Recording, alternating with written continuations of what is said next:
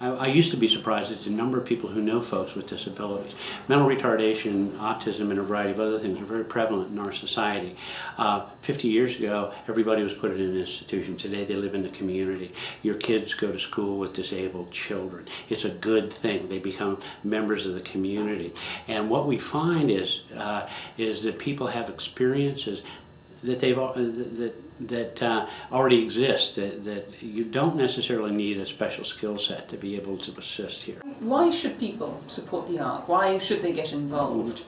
Government's not going to take care of everybody's needs. We as community members need to reach out, care about people, extend ourselves to people, and support them.